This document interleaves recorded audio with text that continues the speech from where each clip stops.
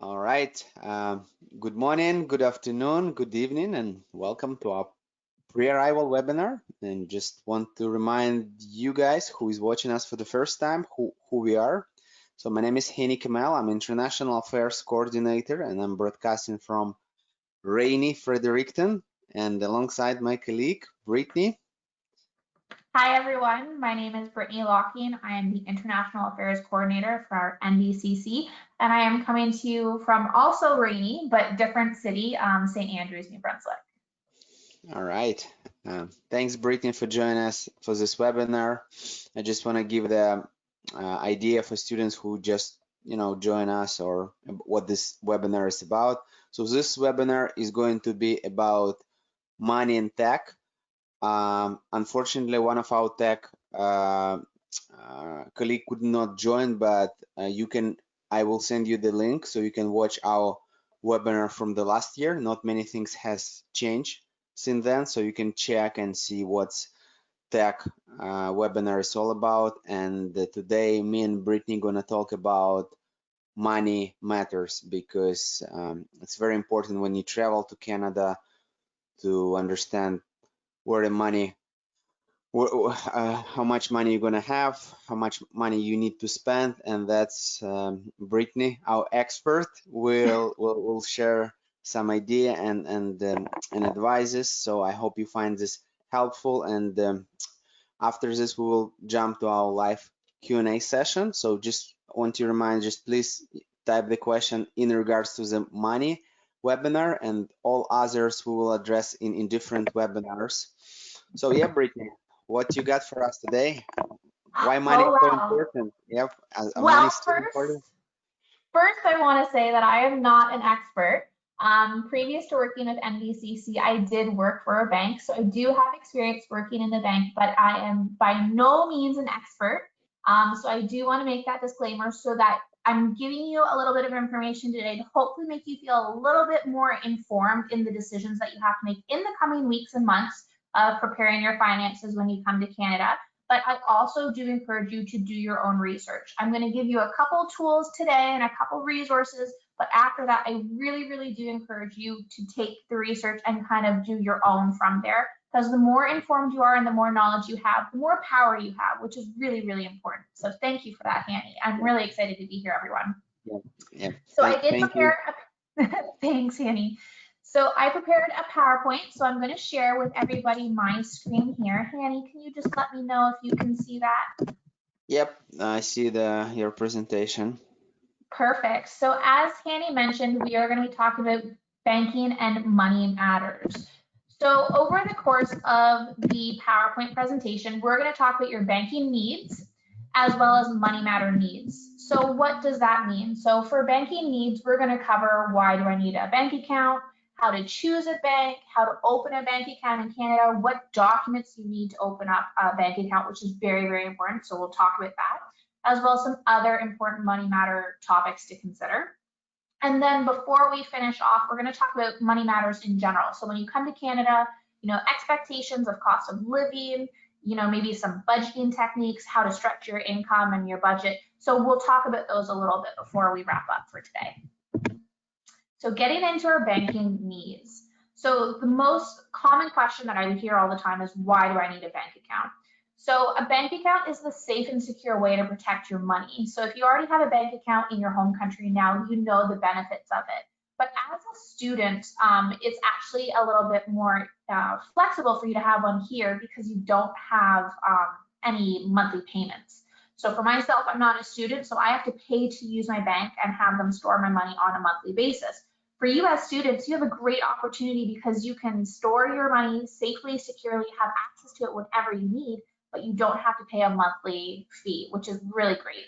So if you're studying and you're working during your studies, your employer can direct deposit the funds right into your account, so you don't have to go to the bank with a check and cash it in and exchange it. It's a great way to track your income, so your incoming funds as well as your outgoing funds. So like I said, we'll talk about budgeting a little bit later on. If you have any bills, if you have a cell phone bill that you have to pay, or if you have well, I don't know, a Netflix account. Everybody uses Netflix. If you have your Netflix account, your PayPal can come right out of there as well. So having a bank account, although it seems something very simple and a lot of people would normally have access to, it can be quite daunting to set up here in Canada. So that's why we want to talk about it today. Another great option as well is sending money between financial institutions in Canada. So for example, if Hanny and I go out for dinner and I forget my wallet and he buys my pizza, I can then send him the money, e-transfer it at a later date. Or if Hanny wanted to be really nice and buy me pizza, I'm not going to argue with that either. Yep, So expenses on me. Yeah. So how to choose a bank. So as I mentioned, as a student, there are a number of banks that offer a special rate for you. Sometimes it's a reduced rate, and for most of the major financial institutions here in Canada, there's actually no financial fees. So we'll talk about those options as well. As I mentioned before, it's really important that you do your own research. And the reason being is that a lot of banks have promotions.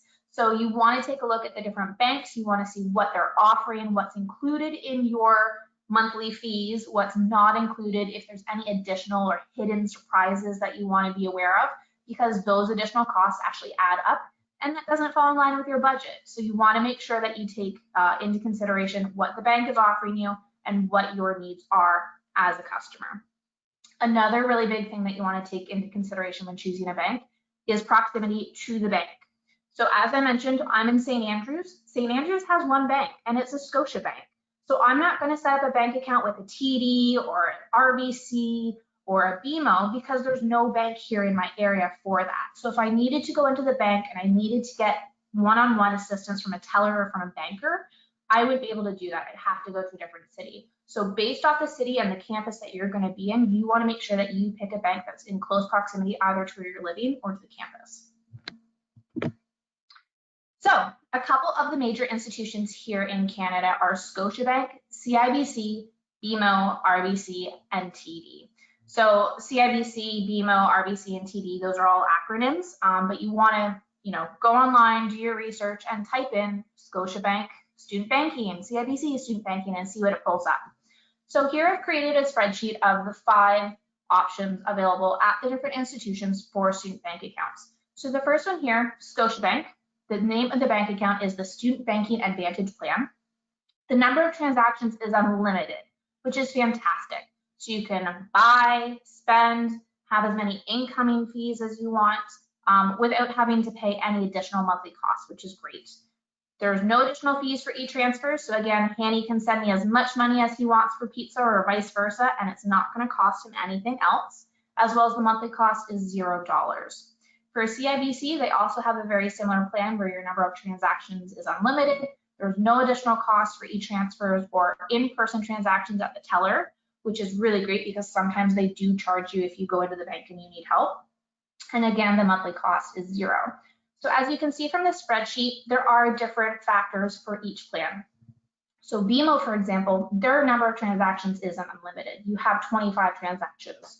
So if you go to the gas station and you get milk, the next day you go out and you buy a coffee. The next day you go out and you buy bread because you forgot. So each one of those counts as a transaction. So every time you tap or insert your card, you put in your PIN and you make a withdrawal, that's considered a transaction. So if you think about it, 25 transactions and there's 30 days in a month, that's about a transaction a day. So you know yourself best. Maybe you want to go with something that has a number of transactions because that will reduce your amount of spending. Or if you kind of are like me and you're tapping, you're not thinking about it, or you go to the grocery store multiple times a day because you forgot what you originally went for, those transactions add up. And beyond those 25 transactions, you pay an additional $1.25 per transaction, which is a lot of money. So again, you want to make sure that you do your research on the bank, on the options available for the account, and what the additional fees are. RBC and TD also have the same additional transactions. So your number of transactions isn't capped at 25, but anything above and beyond 25, you're going to pay $1.25 per transaction. So how to open up a bank account. So there's 3 different ways that you can open up a bank account. Some of these options have been impacted by COVID-19. So again, you're going to want to do your research because for the most part, although you can do it over the phone and online, you're still going to have to go into the bank at some point in time to provide your documentation, and we'll talk about that. So opening up a bank account, you can do it in person at the bank. You do need to make an appointment. And again, because of COVID, there are certain safety precautions that you have to take. So you want to make sure that you book well in advance and you're very well aware of what it is that you need to bring with you and what it is that you need to follow to make sure that everybody is safe, including yourself. Over the phone, again, there is going to be an appointment follow-up that you need to have at the bank later on, as well as online as well. So this is a screenshot of the TED student checking account. So all I did was I went online, I typed in TED student account, and this is kind of what came up. So this is what their page looks like. So a student bank account designed for your student life with no monthly fees. So you see that there's 0 fees there. Your transaction is capped off at 25 or 25 free transactions, sorry, is not capped off. And it gives you the option to open the account there online. So if you're comfortable doing that, you can definitely open it up online. It's a great option for you to put in your own information, make sure that everything is correct, and then have your follow-up appointment at the bank whenever it's convenient for both yourself and the bank with their COVID-19 restrictions. So opening a bank account in person. So after you've chosen the bank that it is that you wish to attend, you're going to go onto their website and you're going to go under either the contact us or the branch locator to book an appointment. When you go in for your appointment, you are going to need to bring documents with you. And when you book your appointment at the bank, you're going to want to verify what it is that you need. So sometimes they'll have a little drop-down menu that says a reminder of what it is that you need to bring with you. If not, you can reach out to their customer service representative and ask what it is that you need to bring to open up a new bank account. Opening up the bank account over the phone. So again, this is a 2-part. So similar to what it would be online, which I'll talk about as well. You would choose the bank that you want to attend or that you want to be a customer at. You would contact them through their 1-800 customer service number, and you would give them the information over the phone. So you'd give them your first name, middle name if you have one, last name, date of birth, address, all your personal information. They'd put it into the system, and then they'd book you in for an appointment to go in and take your documents to the, or not to the campus, to the bank. Same for online. So instead of somebody over the phone taking down your personal information, you would write down your personal information into the computer and then it would generate an appointment date for you. And again, you want to try and give yourself enough time. So say if you're coming to Canada, it's a little bit different now because I also need to take into consideration the mandatory 14-day quarantine. But say you're coming into Canada, you're done your quarantine, and you are going to then be able to set up your bank account, figure out a place to live come September. If you know that date of when your quarantine is going to end and when you need to start kind of getting all your ducks in a row and do all this planning, you're going to want to start to look at 2 to 3 weeks out from that point of when you can book your appointment. So right now, I would personally be looking at booking an appointment in mid-August, knowing all the steps that it is that I need to take before I can actually walk into a bank, if that makes sense. So again, verifying your documents. It's important that you need to verify your documents at the bank. Most banks now will not let you use your account until you've provided documentation of who you are. And again, that's pretty much standard for all the banks. Even with COVID, I don't think they're making any exceptions that you have to go into the bank to do that. But again, you could ask them over the phone when you contact them. And as mentioned, depending on the volume, the impacts of COVID-19, you want to make sure that you're taking an appointment 1 to 2 weeks in advance of when you need it. So what type of documents are required? So in order to qualify for your full-time student free account, you need to provide documentation that you're a student. So your LOA would be very important. In addition to that, you need photo ID, or identification. So if you have a passport, if you have a driver's license, they must be original. They cannot be photocopies. As you can see here on the bottom of the page, I've included a list of verification that can be used. So when we send the webinar link out later, you can go on to that link and research it for yourself and figure out, I have this documentation, I don't have this one, or oh, I need to remember to bring this one with me, and that will be really important as well. So as I mentioned, here are a couple of examples of ID. So a social insurance number, or we call it a SIN. Most of you will not have a social insurance number because it's something that you apply for once you get to Canada. So it typically takes a couple of weeks for you to get once you go in and you actually do the application. So if you have a SIN, great, that's fantastic. If you don't have a SIN number yet, then that's okay too. there's other options available. So you could do a passport, you could do a birth certificate. If you've already signed up for a phone plan or a utility plan and you already have a bill and your name is on the bill with an address, that's also very handy as well. Or if you have a rental agreement that has your name on it as well as the address, ideally they want to see where you're living and some sort of verification of that address before they'll open up the account with you.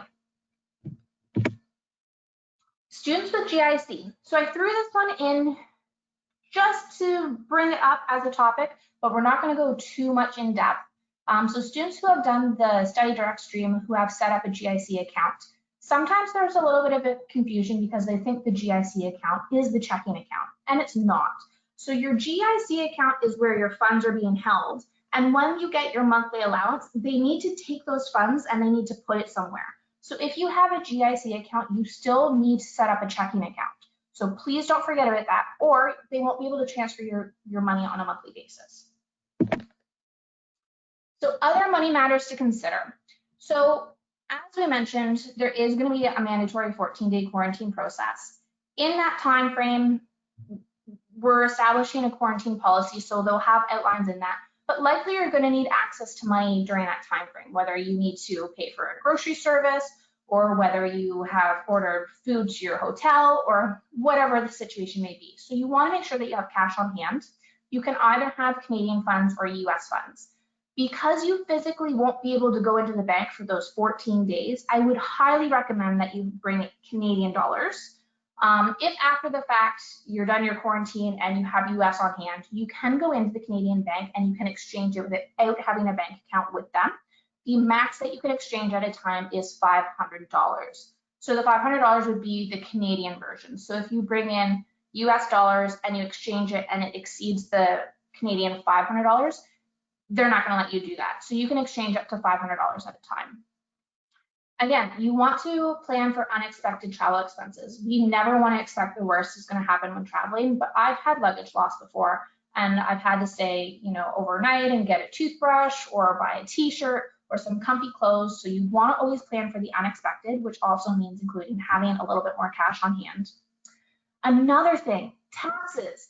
This one still blows my mind sometimes. I still go through it too, and I've lived in Canada my entire life, and I go through what's called sticker shock. And some people do it, and some people don't, and it's one of those things that you kind of have to wrap your head around. So in Canada, we have taxes on the majority of products that you purchase. So when I go to a store and I see something that's $7, it doesn't necessarily mean that I'm then giving the cashier $7, because most likely it has tax on it. The tax varies based off the province that you live in. Here in New Brunswick, it's 15%.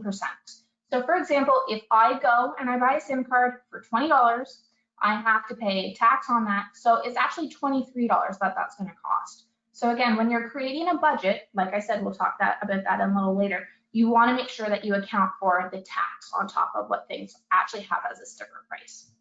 And most importantly, don't be afraid to ask questions. We have resources that are available to you. There's lots of online help. Tricks and tips for creating bank accounts or what it is that you want to be on a lookout for. Every year, the financial institutions are ranked based on the services and the accounts that they provide. So take a look at what people say. Do they really like this bank? Do they like the service? Do they like having the customer support or the options for customer support? Those are things that you want to be cautious of. So again, ask lots of questions and do lots of research. Hope you guys are all with me still so far. So now we're going to talk about cost of living in Canada. So again, not an expert. I will 100% admit that, but this is something that the international team felt very passionately about that we need to talk to our students about. So if you have lots of questions about this, Hanny and I would be more than happy to answer them. So when you come to Canada, what are some of the expenses that you might have to consider on a monthly basis? Well, you know that you need to find somewhere to live, so you're going to have housing. If your utilities aren't included in your housing, you'll have to sign up for your own. So you might have to pay for water, electricity. There's going to be food and personal items, telecommunications. So if you've had to get a SIM card or if you decide to get an entire cell phone package, you can do that.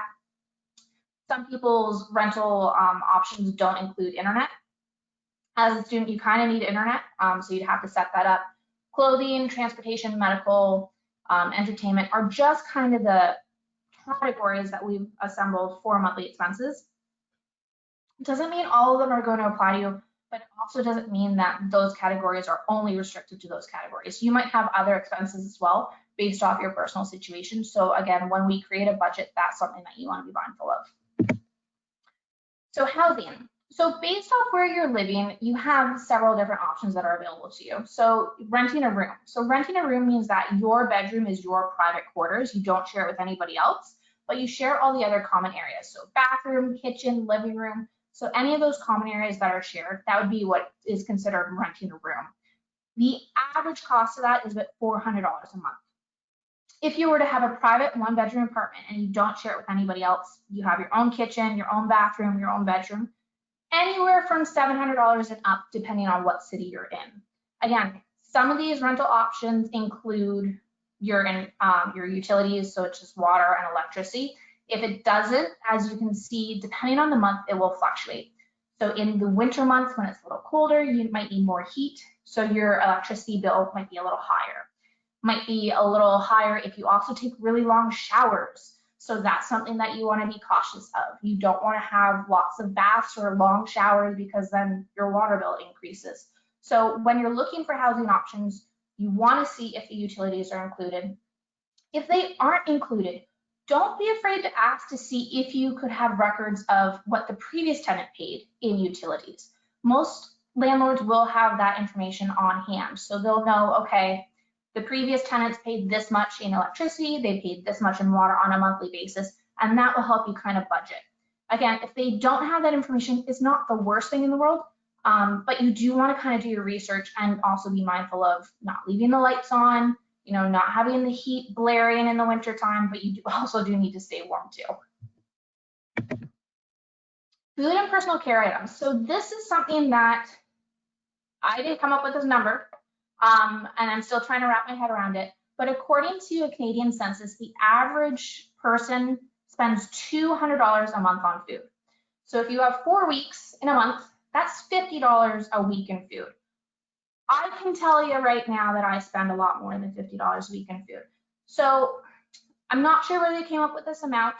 You know yourself better. I've been a starving student before, and I know what it's like. So when you're trying to create a budget or a grocery list, 1, don't go hungry, but 2, you want to make a list of what it is that you need to get you through that week. So here we've compiled a list of the average household food items and what they cost. So for example, if you're buying a dozen eggs, so 12 eggs, on average at the grocery store is $4.70. Milk, about $5.70.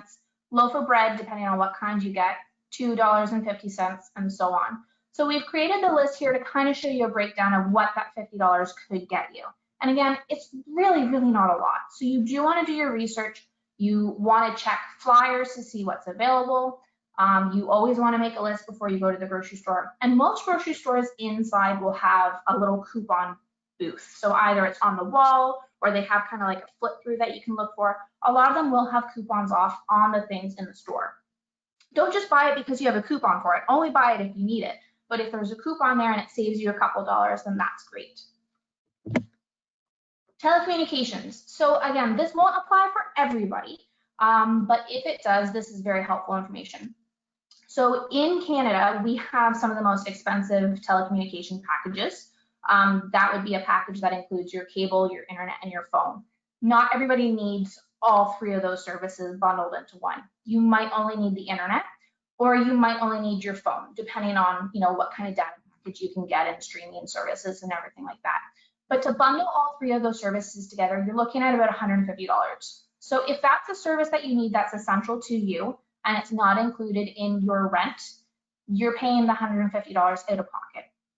So again, if you can get a SIM card or you can get just internet at your place and you can stream and use streaming devices on Netflix to watch your shows and everything like that, it's a lot more feasible than spending $150 a month on a cable, phone, and internet package. So clothing, we added this one in here because, like we said, with unexpected costs, when you come to Canada, you're not going to be able to bring everything. And even if you do, your winter coat that you brought, you might not be the best quality, or you might find it that it's not as warm as you thought it was, or same with winter boots. So essentially, although you might not need it right off in September and October, you're going to want to start saving so that you can get yourself warmer jackets, mitts, hat, winter boots, or even clothes throughout the year. You know, maybe you went to your practicum and you got your favorite pants dirty or they ripped or something happened. Eventually, throughout the course of the year, you're going to need some clothing. So you do want to put aside a little bit of money for a clothing budget if you need it. Transportation. So transportation varies based off the city that you're in. For example, I'm in St. Andrews and we don't have public transit. So a lot of our students are able to save on this cost because they don't have to pay for a bus. Everything's within walking distance, which is fantastic. If they wanted to go into the city of St. John, they would have transportation costs either through carpooling or taking a shuttle or arranging with another student, you know, drop off and pick up type thing. So you want to take a look at what the transportation costs are for the city. So if you're in St. John, Moncton, Fredericton, you want to look at the bus services. So what does the bus fee cost? Is it monthly? What do I need to provide to get the student rate? And so on and so forth. So those are going to vary based off the city that you're in. So again, you need to do your research. Medical. So I think we have a webinar coming up, or did we already do it, Hanny, with GuardMe? So we did the webinar with GuardMe representative Megan Cameron, and just want to add to this webinar is going to be up. This webinar is already uploaded on NBCC YouTube channel, so you can watch it there. And I did post the announcement in our Facebook group, NBC Awesome. International Facebook group. So yeah. Perfect. So one of the topics here is medical. So sometimes if your prescriptions aren't covered by your insurance. So for example, if you need eye drops or you had a headache, you needed Tylenol or aspirin, or you had an upset stomach and you had to get something for your stomach, those aren't covered by insurance because they're not a prescription. So those would be what's called over-the-counter costs. Those are also something that you want to be mindful of as well. So again, you always want to plan for the unexpected, and if you don't end up needing that money, that's fantastic. But it's better for you to plan to have it and not use it than need it and not have access to that money.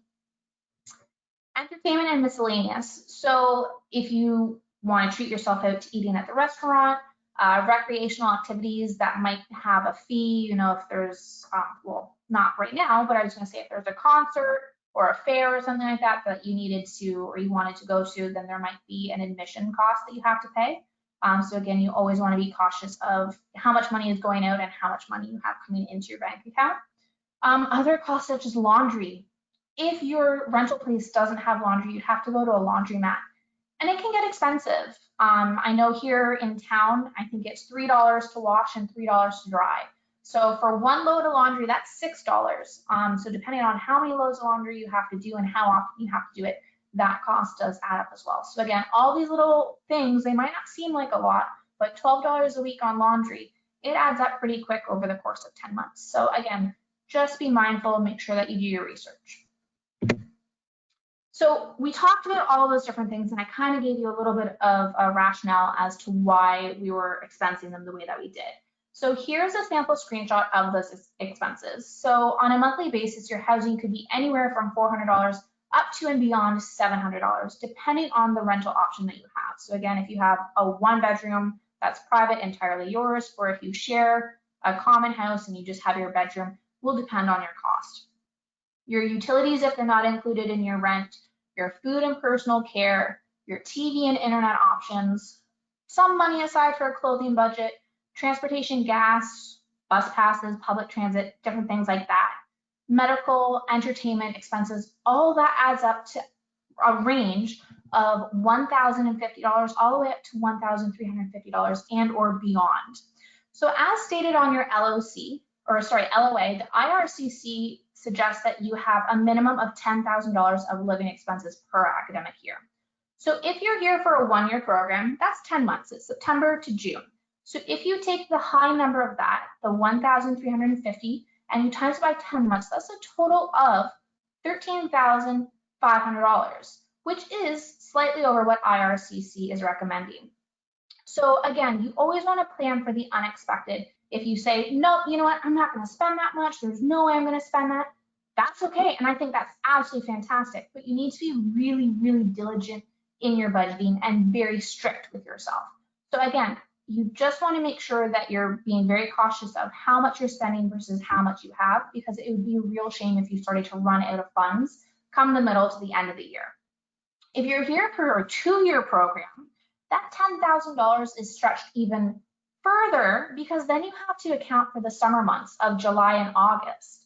So again, please do your research, try and create a budget even before you come to Canada to kind of give you a little bit of an idea so that you don't go through sticker shock when you get here, and it kind of helps you prepare a little bit more of how strict you need to be. If you've lived on your own, you might already have these practices. But if you haven't lived on your own before, this is a really great exercise for you to do.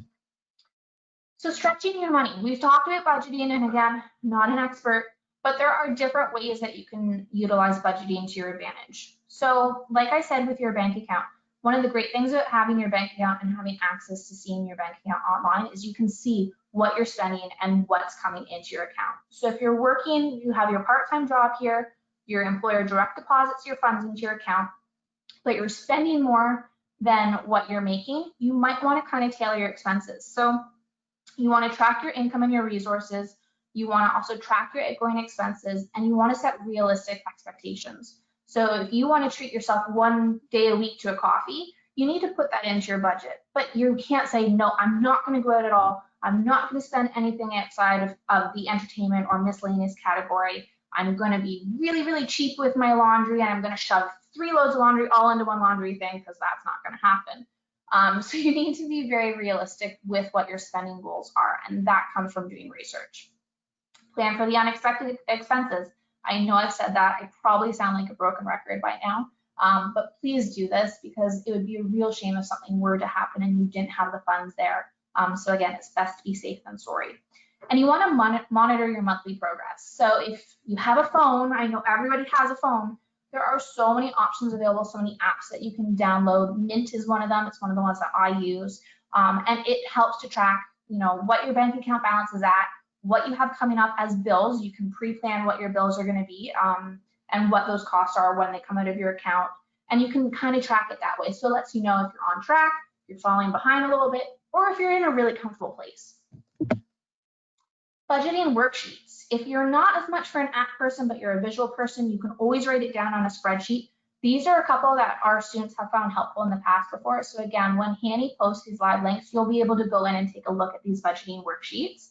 And then if you have any questions at all, I think on the budgeting worksheets, it kind of gives you some pointers as well. It's been a while since I've taken a look at them, but make sure that you poke around the website and, if you have some questions or, any concerns, that you take a look at the website and see the suggestions that they're making as well. So keys to successful budget. So income and resources are higher than your expenses. So like I said, when you're tracking your monthly budget and you see your money coming in and you see your money coming out, your money coming in should be higher than your money going out. I understand as students it's a little harder because you have your tuition, you have your books, you have all these different expenses right up front. So I mean, that might not be the case in the beginning, but after you get established, hopefully you'd see a little bit more of a level plateau that, your bank account isn't seeing these drastic fluctuations. If your expenses are higher than your resources, you want to review them to ensure that you've included all options of your income. So as international students, you do have certain parameters in which you're allowed to work, and your maximum hours that you're allowed to work. So I'm not encouraging you to exceed that by any means, but you do want to take a look at what you're allowed to work, and you want to talk to your employer or shop around for employers based off the area that you're in of what the minimum wage is that you're collecting. Some employers will pay a little bit more. Some will pay just the minimum wage here in New Brunswick. So again, you want to research what the minimum wage is. You want to research your rights as an employee, and you want to talk to your employer about what the options are for your payments. If you can reduce expenses. Like I said, looking at Netflix as an option or any type of other streaming instead of having a cable package, that would be considered a reduction of unnecessary expenses. And you can also reach out to your Student Success Service for support. So if you are having problems with budgeting or you're not quite sure how to do it, they can help you. So they'll be able to answer some questions, or they might even have some suggestions as well. A lot of them have really great bookshelves of resources, pamphlets, guides for transportation, or services that are available in your area. So make sure you take them up on it. So reducing expenses. We've chatted about this a little bit, so I'm not going to bore you, but as students, you guys have a great opportunity for reduced or discounted rates on things. So some, not grocery stores, but I guess outlet malls or shopping centers, they have a student card. So you pay an upfront cost for the student card, but you would then get a discount off of every purchase from there, from the stores that participate in it. So I think the card is like $50. So again, before you go ahead and spend that $50, you want to see, okay, well, this store accepts the discount, this one doesn't, and I really like shopping at this one, not this one so much. So if you're not going to end up saving $50 or more beyond on that student card, don't sign up for it. Just don't do it. Again, you want to check your bills, pay stubs, make sure that everything's correct. You never want to be faced with the fact that, maybe your pay stub is wrong and you got paid the wrong amount. So just always make sure that you take a look at that. Options of buying used or gently used books before, or used books. Obviously, you want to make sure that the additions are right, because there's nothing worse than your instructor telling everybody to flip to page 87 and the information that you're looking for isn't on page 87. And used clothing as well. Depending on the city that you're in, there's some really great resources for used clothing, so make sure you optimize on that as well. Transportation, carpooling, public transit, not using a cab everywhere that you go. Here in New Brunswick, we don't have Uber, so you can't use Uber. So that may be a good thing, because you'd be able to save on some costs for that. But those are also transportation things that you want to be mindful of as well. So cancel any subscriptions, so that goes into reducing your costs. If you have any, online delivery services of magazines or anything that you do online, you might not need those anymore. A lot of the campuses offer free entertainment. So if you said, no, I'm not going to go out to restaurants, I'm not going to go out to, fun entertainment things off campus, your local campus might offer them. Not sure what it's going to look like because of COVID, but again, you can touch base with your Student Success Center on some of those options as well. Roommates. Obviously, if you have just a one bedroom that you have your own bed, you have your own kitchen, you have your own bathroom, a lot of landlords actually won't let you share the room. So you don't want to bring in a roommate if your landlord said that's an absolute no, because then you could get in trouble. But if there's an opportunity, or you have a bigger space and your landlord's okay with it, you could entertain the idea of having a roommate. As I said, grocery stores, flyers, discounted produce. Sometimes if they are bruised or a package is damaged, it'll be on like a reduced rack. So you'll want to check that out as well. Grocery store checklist. I said that one already. Meal prep. Meal prep is huge. So as a student, you have your classes, you have your homework, maybe you have work, balancing friends, those types of things. You want to make sure that you set time aside to food, or cook food, sorry.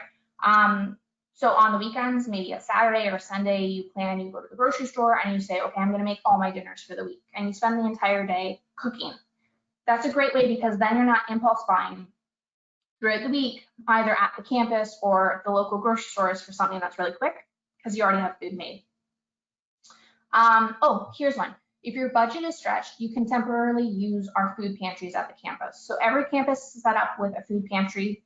Depends on where it's located, but essentially go into your Student Success Center and ask them about the food pantry. And if there's something that you're lacking or you need, if they have it, you are more than welcome to take it. That's what it's there for. So that's it for me. I think I covered pretty much everything that I wanted to talk to you guys about. I'm going to pass it over to Hanny now. Thank you so much, Hanny. Thank you so much, Brittany. It makes just me want to look into my own budget. So thank you very much. It was very valuable information for students, because they're all concerned and they don't know how much money they need and on what they should count. But it was great. Thank you very much. I just want to, before we jump into live questions, I just want to give a few reminders for students that everybody who is going to join us in fall should just register for a course, and you will receive the email with course registration on August 17th. So please don't miss email from NBCC on August 17th. You will receive the email from NBCC and you would need to register for course. And basically what it does, it just tell us that you are going to come to study at NBCC. So just don't miss this one.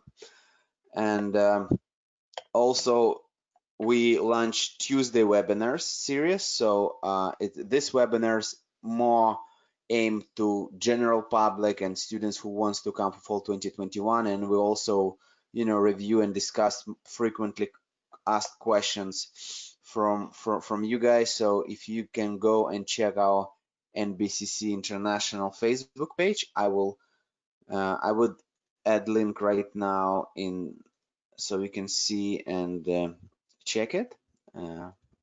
I put the announcement for the webinars on Facebook page there. Just share the link. And also, if you don't have the Facebook, I just going to attach the registration link for Tuesday webinars as well. And just give me a second, please. Okay.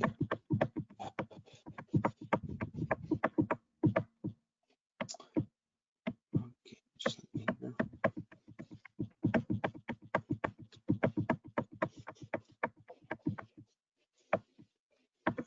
Okay.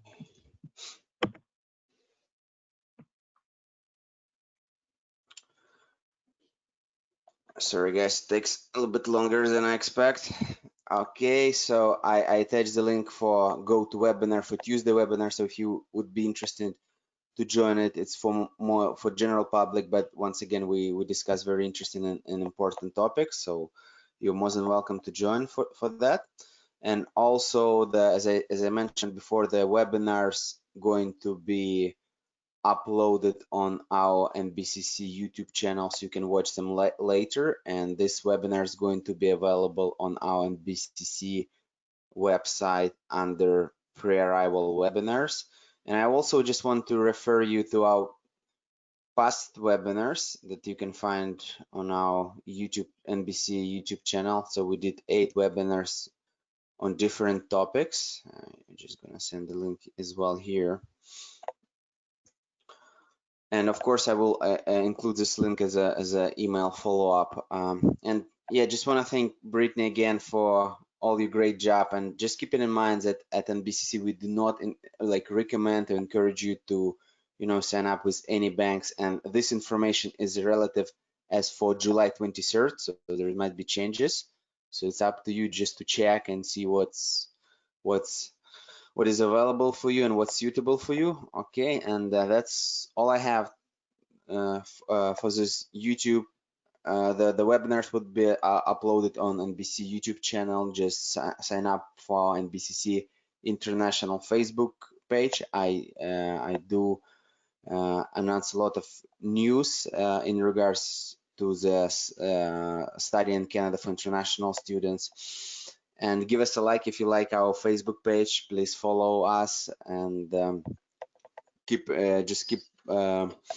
in mind that you will also receive the emails for registration course on August 17th. Okay, I hope I don't forget anything. And right now we're going to jump to the question. So if you have questions in regards to the money, please type your questions right now, and I'm gonna go by one by one.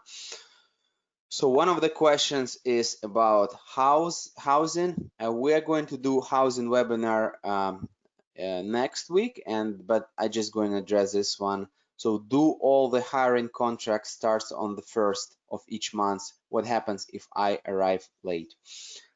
So I just try to answer it with my best knowledge, and Brittany, if you have something, you're more than welcome to add to this message. So as far as I know, not all the contracts starting on the 1st. Many of them are, but I mean, I moved here also like 3 years ago, and I was able to find something, I would say, in the middle of September. So that's my expertise. What's your idea? Are all the contracts for rent starting on the 1st of the month? It depends. It really depends. Depending on when you get here could be a factor. A lot of landlords will try and line up your rent so that you start either on the 1st of the month or the 15th of the month, so you're paying the same cycle. So when it comes time for finding housing, you could talk to them about that. You could negotiate it. So if your rent is due on the first of the month, but you're looking at moving in on the 27th and it's vacant, they might allow you to move in a little earlier, or you might have to pay for those couple of days, but that could be something that could be arranged. Um, the individual here does mention hiring. So when it comes to looking for employment, typically there isn't a standard of, okay, well, you're going to start on the first of the month, or you're going to start on the 15th. Typically, if they're looking for employees, they need them sooner than later. So you might walk in, you might have an interview, do the application process, and they might say, okay, you're going to start next Wednesday. So that would be a great option. I'm not sure, Hanny, do you have anything to add on that? Nope, I'm not sure yet because I haven't been renting for a long time. Yeah, and my best knowledge, like many of rental starts from the first date, but yeah, there is still opportunity. And I think the best way to do just do your work before coming to Canada. We have housing guides on our NBCC web page, and we're gonna talk about this a little bit more in details during our next webinar. I do So, just want yep, to add something on the housing though. sure. I know you probably will talk about it, but now that we're talking about money, I just want to make sure everybody is as safe as possible. When it comes time for paying for your rents, the best way, or you want to avoid doing it so that there's no paper trail. So what I mean is you can pay your landlord cash if your landlord requests that you pay in cash, but you want to make sure that there's some sort of exchange of receipt or paper trail. Just to document, to make sure that you are proving a point that you made that payment, you didn't miss it, or you weren't short at all on rent. So you just want to make sure that there's a paper trail. So using your bank, either doing it through a direct deposit, you can send them the money monthly, or through your bank account if you can order checks. Usually there is an additional cost for checks, but if your landlord requires checks, I think it's like $50 for a book. And you could pay your rent that way as well. So again, just try to avoid paying with cash unless they give you a receipt every month. Yep, that's good advice, and that's what advice we gave to students last time. So yeah, just make sure you have the receipt. Okay, the next question, which we hear a lot, is it possible to open a bank account even if I have not arrived in Canada? So Yes, what's your expertise? Yes, it is possible. Okay. it is possible. So as I mentioned, there's multiple stages to opening up a bank account. So other than opening up in branch, where you would do the entire process in branch, if you start the application online or over the phone, you can start in your home country, and I would probably recommend that. The reason being is when you get here, and by the time it takes you to actually set up an appointment, it might be a week or two after you've actually got here, which is great because you have to do your quarantine period. But essentially, you want to make sure that you have an appointment date, because with COVID, they're not allowing multiple people into the branch at a time. You have certain safety precautions that you have to adhere to, so it might be harder to get an appointment. So I would recommend that you start the process probably 2 weeks before you plan on coming to Canada. And then you could set it up and you can actually pick your appointment date. So if you say, okay, I'm coming to Canada on August 15th, I have to do my 2 week quarantine period. Let's book a time around September 3rd. You know that you have enough time, and likely they would have appointments around that week frame. So you want to kind of just plan in advance a little bit. Great, thanks. And I think another question that come up on my mind in regards to opening an account before you come, but I mean, you can open account even if you're in your home country, but can you use that account before you come here? You cannot. You cannot use your account until you provide documentation that you need. So even Okay. if you had your appointment in branch, so say that I went into the branch and I opened up my account, if I didn't have all the ID that I needed, say I only brought 2 pieces of ID and they needed 3, I still wouldn't be open up my account until I gave them that additional piece of documentation.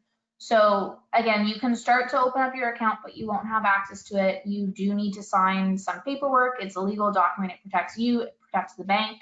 So there are certain steps that you have to do, and those can't be skipped over until you use, your due diligence, and you want to make sure that you go in, you do what you need to do as a customer, and then you'll have access to your account. Great, thank you. And just yeah, it's very common questions about opening bank account. The students need to understand you can open a bank account, but you cannot use it until you come complete Exactly. the full registration. So here is a question: how much money I need for quarantine period, quarantine sorry, period in New Brunswick for 12 days? I don't know. Yeah, I don't know. So as I mentioned, we're currently working on a quarantine plan. So that information will be communicated to all international students over the next couple of days, if not at the latest a week. And within there, we'll have some details. So things that you'll need to be mindful of is eating. So where you're doing your quarantine, do they offer a meal plan? How much is the meal plan? Is it tacked on to your reservation? So on your receipt, you would pay for your hotel and they would already charge the food to your room. So you can just pay for everything on credit card. So I don't have an answer for that. I'm really sorry that I don't. But I would definitely recommend that you use your discretion. So, if you plan on ordering out, a lot of places, will take credit cards over the phone because you're in quarantine. I don't think you would need as much physical cash as you think because that would be a quarantine issue. Like if I have to physically hand Hanny money and I'm in isolation, I've contaminated the bills possibly. So I'm sure in your situation, if you're in quarantine, there's going to be a lot more, online payments or doing a credit card. If you have a credit card, definitely make sure that you can use it in Canada, or if there's any restrictions on that, because you're probably going to want access to a credit card while you're here. great, thank you. And the question is about how much the tuition fees, and I just want to guide students and give few idea how they can check this information. I just share my screen here.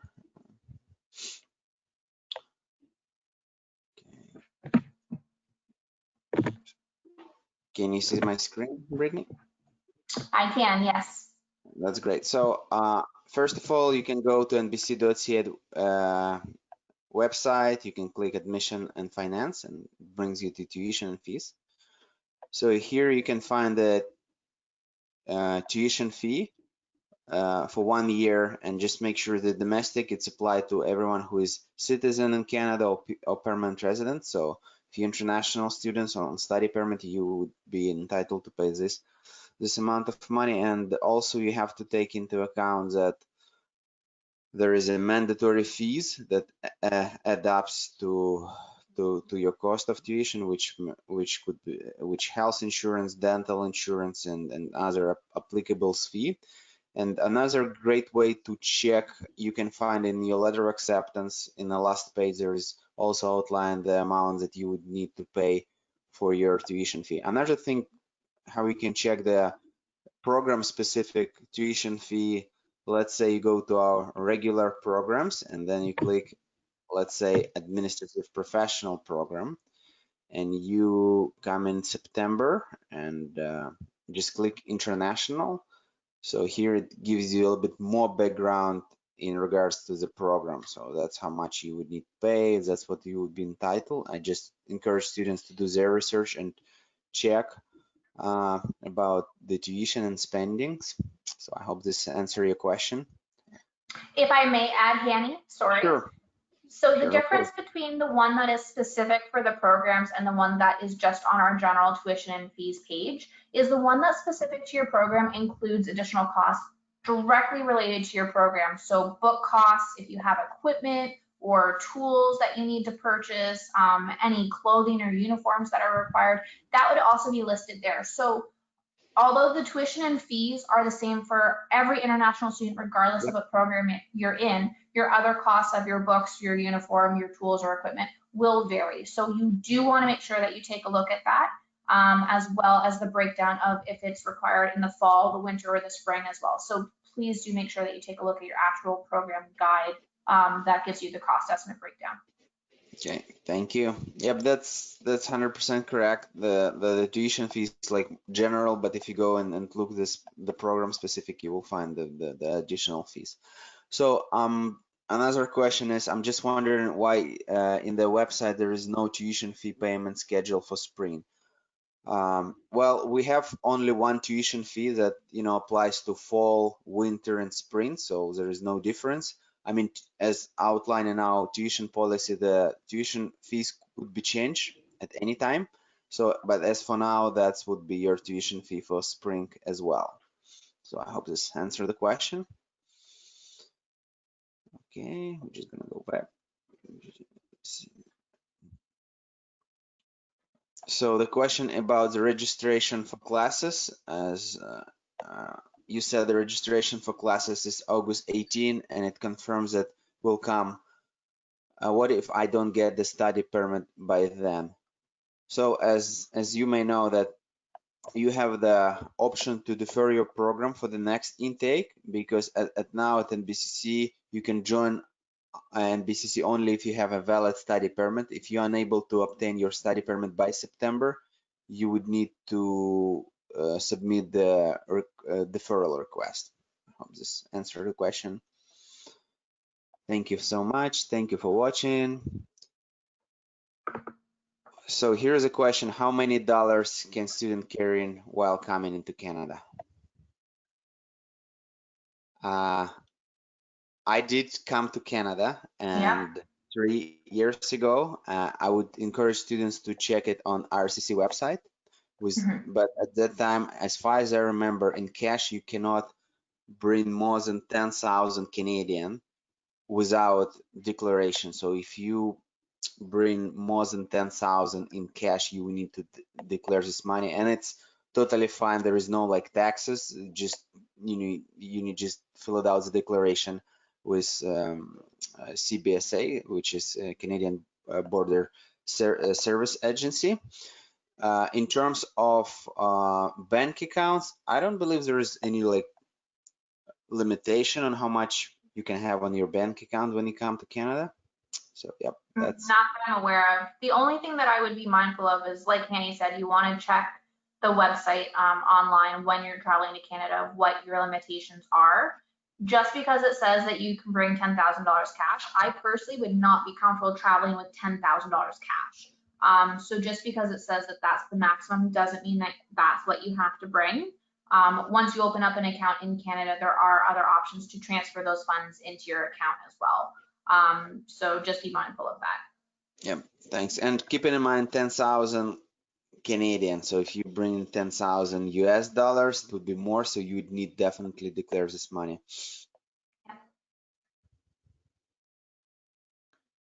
Okay. So there is a questions about, I'm not sure if we can address this. How can I activate my GSA account when I arrive to Canada? I do not know that. That would be a question for the bank.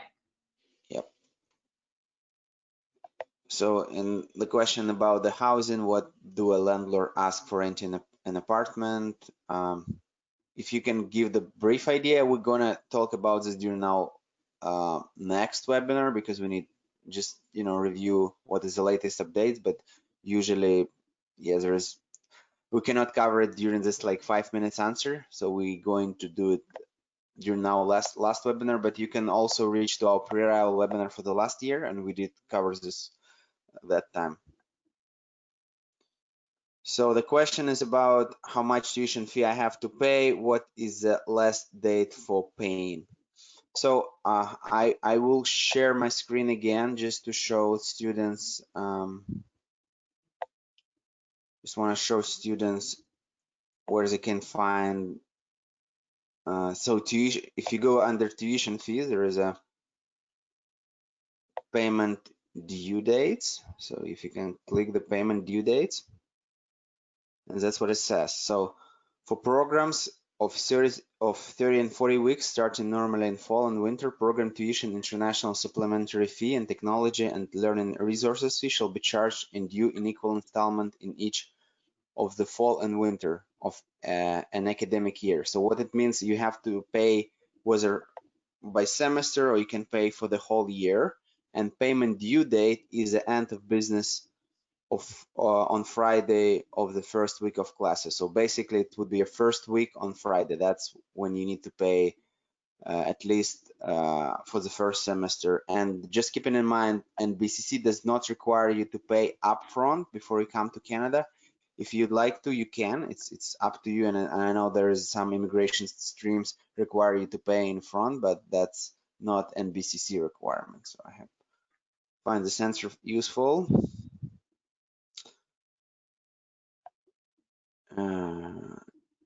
So approximately how much cash do I need to have in uh, on my hand while I'm around in Canada? So Brittany, do you have any suggestion? Do students need to have some, how much they would need to have in cash? Again, it really does depend because the situation that we're facing this year is very different than previous years. So in previous years, I would tell students, okay, well, when you come to Canada, if you have to pay for a taxi or, your food or however it is that you're going to find yourself situated before you can get into a bank, you want to make sure that you budget yourself enough money on a daily basis to get you through until you get to the bank. But now, because we're faced with COVID, things are a little different. So taxis, for example. So when you fly into Fredericton, Moncton, and St. John, some taxi services aren't accepting cash. They are only doing it by debit, which you won't have because you won't have a Canadian bank account yet, or a credit card. So having physical cash on you, I'm sorry, but I don't have an answer for that because even if you were to do takeout services while you're staying in your hotel, they might not accept cash. They might only accept credit cards. So I do feel like having some cash on you would be beneficial. How much, it's totally up to you, and it's also based off your comfortability. If you don't want to be walking around with large sums of cash, that's up to you, but I definitely would recommend having access to a credit card that you are able to use while in Canada, while in quarantine. Okay, thank you. We just out of our time, but I just wanna, quick address few questions that I received here because some of the question is not for this webinar. I just want to remind you that on August 6th, we're going to do our pre-arrival webinar in regards to entry to Canada, and one of our NBCC students who just arrived in Canada will share her experience, and of course our immigration advisor will share with you her expertise on what documents you need and what you're going to encounter at the border. But as for now, in relation to this topic, if it's okay, Brittany, with you, I just want to address a few quick questions Sure. about, yeah, about the, do you have the procedure for opening an bank account? I think you can find it on the website on each bank that Brittany Yeah. presented. Can I open a bank account using an Airbnb home address and then change it while be living 1 month and a half? So what's, That depends on the bank. yeah, So you would definitely, when you set that up, you'd have to ask them. And they might be okay with that so long as you actually have a physical document that states that you're staying at that Airbnb. So either a receipt or some sort of letter. But that's up to each individual financial institution. yeah. And just question, what if I denied entry from border security and have already paid the tuition? So in this case, you can apply for refund as soon as you applied before the deadlines. And the deadline for refund, we can check it here. It's in the middle of September. So if you come in August and you, for some cases, was not able to come to Canada, you can apply and refund your money, or join us online. Okay, and that's what we got for today in this webinar. I just want to remind you, so guys, if you're watching us, if you find this helpful, you can join us Tuesday webinars where we can just address more general questions. And just want to say thank you for watching. Thank you for all the questions. I just want to apologize that we might be a little bit behind answering your inquiries because it's busy time of the year and unprecedented with COVID-19. And anything else that you would like to add, Brittany? No, thank you, or Hanny, I just want to thank you so much for having me on here today. I really Yep. appreciate the chance to being able to talk about this.